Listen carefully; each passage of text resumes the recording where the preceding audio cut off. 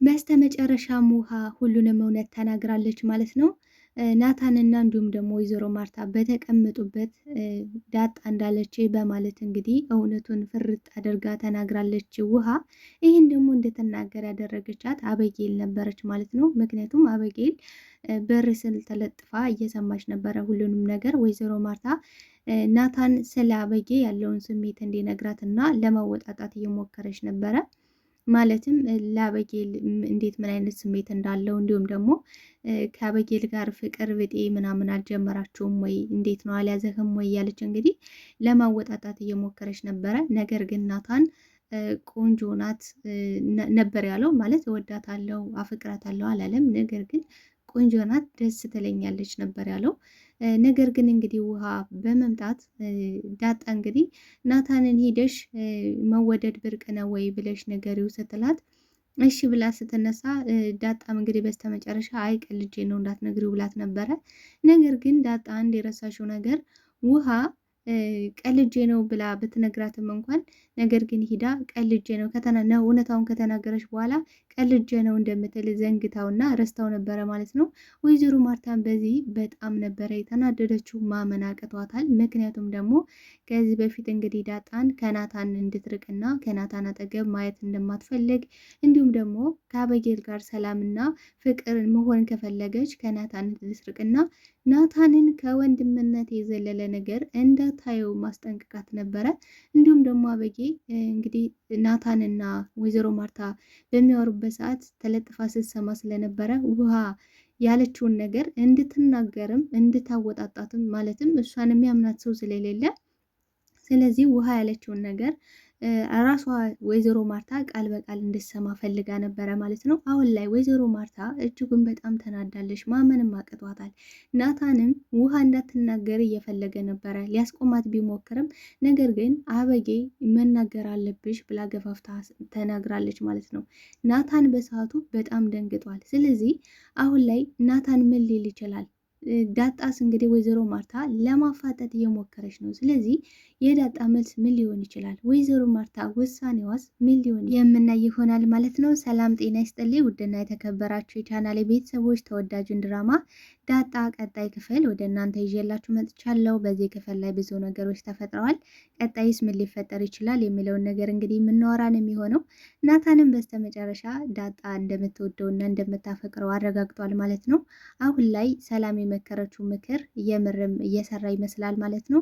ምክንያቱም ሰላም እንግዲህ የሴቶችን ጸባይ እኔ አላጣሁትም። ስለዚህ አሁን ላይ ዳጣን የራስ ማድረግ ከፈለግ ልትዘጋትና ልታኮርፋት ይገባል። ከዛም በኋላ እሷ ወደ አንተ ትቀርባለች ብላ ነግራው ነበረ ማለት ነው። ምክንያቱም ደግሞ ሰላም ዳጣ ለምን እንደምትረገው ለምን እየራቀችው እንዳለ በእርግጠኝነት ታውቃለች ማለት ነው። ስለዚህ ዳጣ የሚሰማትን ስሜት የዳጣን ፊሊንግ ስለምታውቀው በዚህም ጉዳይ እንግዲህ በእኔ እርግጠኛ መሆን ትችላለህ፣ እኔ ልታምነኝ ትችላለህ እያለችው ነበረ። ነገር ግን ናታን በሰዓቱ በጣም ተስፋ ቆርጦ ነበረ። ምክንያቱም ምን ብሏል እሱ ራሱ እኔን በፍቅር የማትወደኝንና የማታፈቅረኝ ሴት የኔ ለማድረግ እንግዲህ አላስቸግራትም።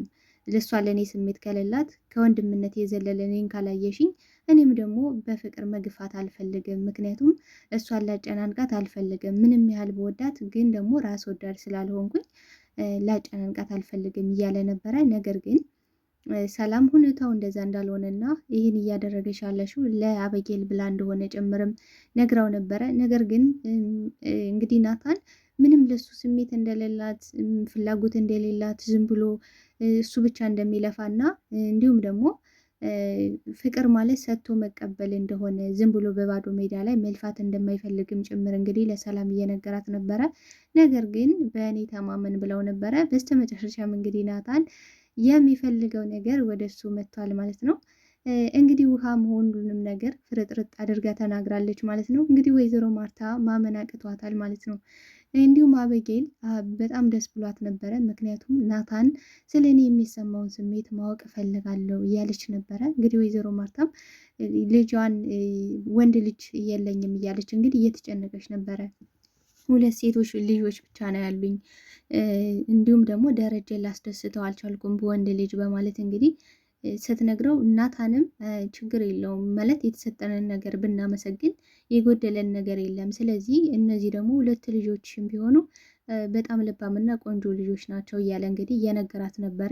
በዚሁም አጋጣሚ እንግዲህ ወይዘሮ ማርታ ናታንን በጣም ነው የምትወደው ልክ እንደ ልጆቿ ስለምታየው፣ በዚሁ አጋጣሚ ደግሞ አበጌልን አስተካክሎ ጸባይዋን፣ ባህሪዋን አስተካክሎ ሚስቱ እንዲያደርጋትና እንዲሁም ደግሞ አማቿ እንዲሆን በጣም የምትፈልገው አይነት ሰው ስለሆነ በስተ መጨረሻም እንግዲህ ከአበጌል ጋር ፍቅር ቢጤ ምናምን እንዴት ነው አልያዘህም ወይ በማለት እንግዲህ ናታንን እየጠየቀችው ነበረ።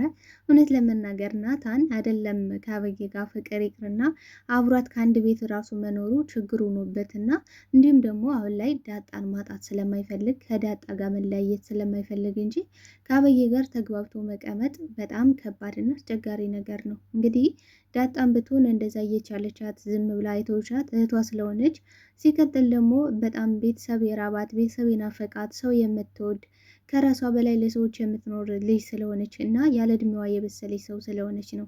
እንግዲህ አርጁን ቤት ውስጥ መጥቶ ነበረ ናታን ጋር ፍጥጫ ገጥመው ነበር።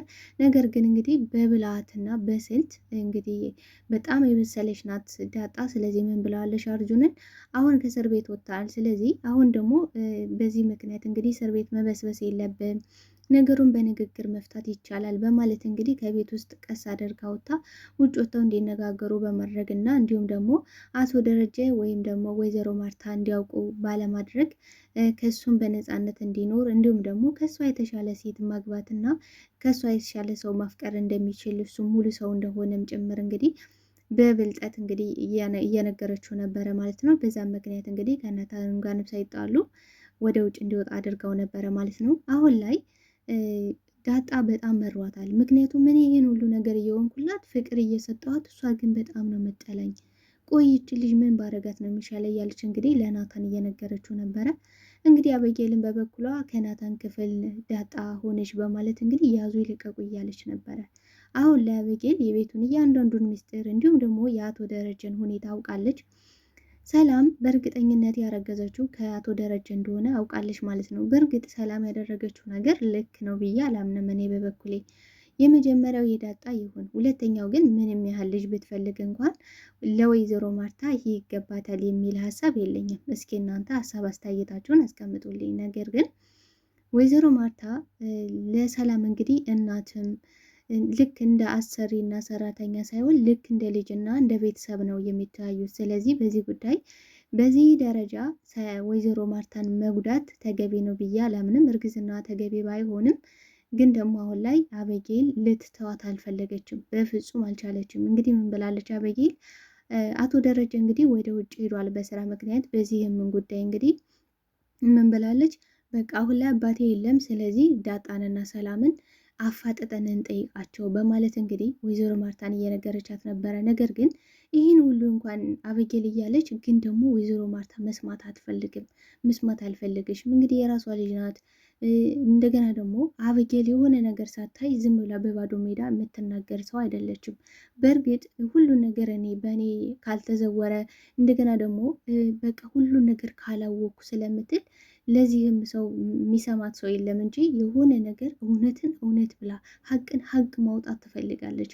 አእምሯ ለጥሩ ነገር በተጠቀምበት በጣም ስማርት ሴት ነበረች። ነገር ግን ችግሩ ለጥሩ ነገር አትጠቀምበትም፣ ለክፋትና ለተንኮል ብቻ ስለሆነ ነው። ስለዚህ አሁን ላይ የያዘችው ነገር የሰላም ሁኔታ ልክ ነች። አበጌል ባሏን የምር ግን ሌላ ሰው ጋር ረገዘችው፣ ለምን ባሏን አታመጣም? ለምን ባሏን አታስተዋውቀውም? ማለቷ ይሄ ልክ ነው። አሁን ላይ ከአዲሱ ቤታቸው ገብተዋል። ቤታቸው እንዴት አያቸውት? በጣም ያምራል፣ በጣም ቆንጆ ነው። በዚህም ምክንያት እንግዲህ በናታን አጠገብ ሆነሻል በማለት እንግዲህ ዳጣን እያስቸገረሻት ነበረ። ዳጣም እሺ በቃ ከፈለግሽ ቀይር እያለቻት ነበር።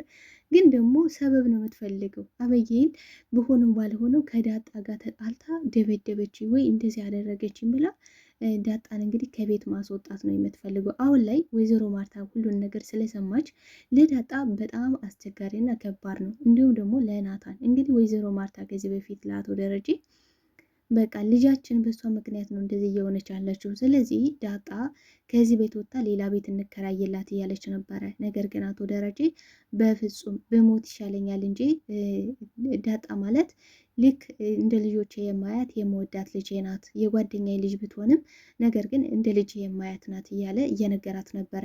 ነገር ግን ሀቁና እውነቱ ምንድን ነው ካለን ወይዘሮ ማርታ አሁን ላይ ዳጣ የአቶ ደረጀ ልጅ እንደሆነች ታውቃለች። ነገር ግን እንደምታውቅ እንደምታውቅ እንዳወቀች ማስመሰል አትፈልግም። ለምን ካልን አበጌል እሷ ተደፍራ የወለደች ልጅ ናት። ስለዚህ አቶ ደረጀ ይህን ደብቀዋለች ማለት ነው። ስለዚህ አሁን ላይ አቶ ደረጀን እንደዚህ ነው እንደዛ ነው ማለት አትፈልግም። ዝም ብላ በዝምታ ሁሉንም ነገር ማለፍ ትፈልጋለች። ምክንያቱም ሁሉም እውነቶች የሚወጡ አይደሉም። ሁሉም እውነቶች ደግሞ መነገራቸው ትክክል ናቸው ብዬ አላምንም። ስለዚህ እስከ መቃብር ድረስ አንዳንድ እውነቶች አብረው ይዘዋቸው የሚሄዱ ናቸው ሰዎች በማለት እንግዲህ ለአቶ ደረጀም እየነገረችው ነበረ። ስለዚህ ሁሉንም ነገር ታውቃለች፣ ግን ደግሞ የአበጌልን ጉዳይ ወደ ውጭ ተላክ እንኳን ሲላት አቶ ደረጀ በፍጹም ከልጄ መለየት አልፈልግም ነበር ያለችው። ለምን ካልን እንግዲህ ማርታ አበጌልን ስትወድ በጣም በስቃይ በጭንቅ እንዲሁም ደግሞ ተገዳ ስለሆነ የወለደቻት ተደፍራ ነው። ስለዚህ ያ ሁሉ ስቃይና መከራ እያስታወሰች ከልጇ መለየት አትፈልግም። ሲቀጥል ደግሞ አበጌል ጥሩ ስነ ምግባር የላትም፣ ከሰዎች ተግባብታ የመኖር አቅም የላትም። ስለዚህ በዚህ ጸባይዋ አንዱ ሊገላት ይችላል። ስለዚህ ልጅን በዚህ ጉዳይ ደግሞ አጥቼ እድሜ ልኬን ጸጸት ውስጥ አልገባም በማለት እንግዲህ ወይዘሮ ማርታ በፍጹም አልስማማም ብላለች። ልጅንም እንድትልክብኝ አልፈልግም ብላ እንግዲህ ቃል በቃል ነው ለአቶ ደረጀ የነገረችው። ደረጀም ግራ ገብቶታል። እንዲህ አበጌል ማለት እኮ የኔም ልጅ ናት እያላት ነበረ። ነገር ግን ያው እውነታውን እሷ በልቧ ስለምታውቀው አሁን ላይ ናታንም በጣም ደንግጧል። እንግዲህ በስተመጨረሻው ሰዓት ነው እንግዲህ ውሃ መታ ዳጣ እንዳለችህ መወደድ ብርቅ ነው ወይ ብላለች ስትለው በጣም ነው የደነገጠው ናታን። በቃ የሚይዘው የሚጨብጠው ነገር ነው ያጣ። ወይዘሮ ማርታ ማመን የከበዳት እንግዲህ ብዙ ነገር ለፍታለች ከናታን እንድትርቅ፣ ናታንም ከአበጌ ጋር እንዲሆን በጣም ብዙ ነገር ከአበጌ ጋር ሁናችሁ ልኛን በቃ ታሳልፉንላላችሁ፣ የእናንተ ልጆች ማየት ያስደስተኛል፣ አብራችሁ ሆናችሁ በጣም የሚገርም ጥንዶች ነው የሚወጣችሁ በማለት እንግዲህ ናታንን ለአበጌል እየጀነጀነች ነበረ ማለት ነው። እንግዲህ ውሃ ልትናገር ስትል ናታን በበኩሉ አይ ውሃ ቆይ በኋላ ትነግሪያለሽ እያለ ነበር። ግን ደግሞ ተደብቃ እንግዲህ ግድግዳ ስር ተለጥፋ እየሰማች ነበር አበጌል።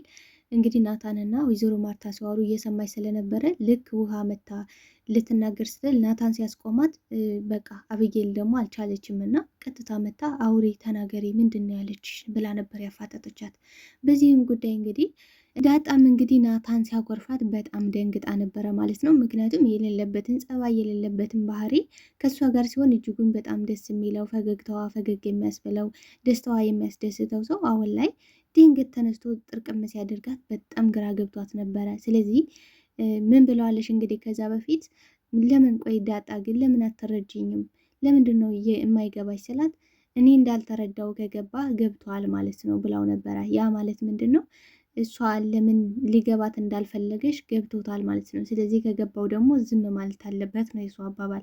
ነገር ግን አሁን ላይ ሰላም የመከረችው ምክር በሚገባ ሰርቶለታል ለናታን ማለት ነው። እንግዲህ ሰላም የዳጣን ፊሊንግ በሚገባ ስለምታውቀው ውስጧን ስለምታውቅ እንግዲህ ዝም ብለህ ተነስተ ዝጋት፣ አኩርፋት፣ ምንም ብትልህ እንዳታናግራት ብለው ነበረ። ስለዚህ እንግዲህ ዳጣ አስተዋራው ስሬስ ሆኖ በቃ ጥርቅም አድርጎ ዘግቷታል ማለት ነው። ስሬስ ሲሆንባት እንግዲህ ለውሃ ሂጅና ለናታን መወደድ ብርቅ ነው ወይ ብለሽ ንገሪው ብላ ከነገረሻት በኋላ በስተመጨረሻም እንግዲህ ውሃ ልትል ስትል አይ እየቀለድኩ ነው ብላ ነበረ። ግን ዳጣ አንድ የረሳሽው ነገር ውሃ ከነገረሻትም በኋላ ሁሉንም እውነት ዝርግፍ አድርጋ ከተናገረሽ በኋላ አይ እየቀለድኩ ነው ልትል መሆኑን ረስታው ነበረ ማለት ነው። ስለዚህ ሁሉንም ነገር እንግዲህ ሄዳ ፍርጥ አድርጋ ከተናገረች በኋላ ውሃ አይ እየቀለድኩ ነው ልትል እንደምትችል ረስተዋለች ማለት ነው። በዚህም ጉዳይ እንግዲህ አሁን ላይ ወይዘሮ ማርታም እንዲሁም ደግሞ አበጌልም በጣም እሳት ኮንታክት ሆነዋል። አሁን ላይ የወይዘሮ ማርታ ውሳኔ ምን ሊሆን ይችላል? ቤተሰቦች እስኪ ሀሳብ አስተያየታችሁን በኮሜንት ሴክሽን ላይ አስቀምጡልኝ። አሁን ላይ እንግዲህ አበጌል እስከ ዛሬ ሊያምኗት እንደማልቻሉ አሁን ላይ በእርግጠኝነት ቃል በቃል እንግዲህ ወይዘሮ ማርታ ስለሰማሽ በዚህም ጉዳይ እንግዲህ ወይዘሮ ማርታ ሙሉ በሙሉ አበየልን የምታምንበት ሁኔታ ይፈጠራል ብዬ አስባለሁ። ምክንያቱም ቃል በቃል እንግዲህ እውነቱን አውቃለች ማለት ነው። ናታንስ ምን ሊመልስ ይችላል? እንግዲህ ለነገሮች ሁሉ መፍትሄ የማታጣው ዳጣ አሁን ላይ ምን አይነት መፍትሄ ልታመጣ ትችላለሽ ብላችሁ ታስባላችሁ? ማለት ምን አይነት መፍትሄ ሊኖራት ይችላል? ከዚህ ነገር እንዴት መውጣት ትችላለሽ? ናታንስ ምን ሊመልስ ይችላል? እስኪ ሀሳብ አስተያየታችሁን በኮሜንት ሴክሽን ላይ አስቀምጡልኝ። ተወዳጆቼ አብራችሁ ስለነበረን ቆይቶ እጅግ አድርጌ አመሰግናለሁ። ተወዳጆቼ ለቤት አዲስ የሆናችሁ ቤቱን ላይክ፣ ሰብስክራይብ በማድረግ ቤተሰብ እንዲሆናችሁን ትቀላቀሉኝ በአክብሮት ጠይቃችኋለሁ። ተወዳጆች እንግዲህ አብራችሁ ስለነበረን ቆይታ በድጋሚ አመሰግናለሁ። ባይ ባይ።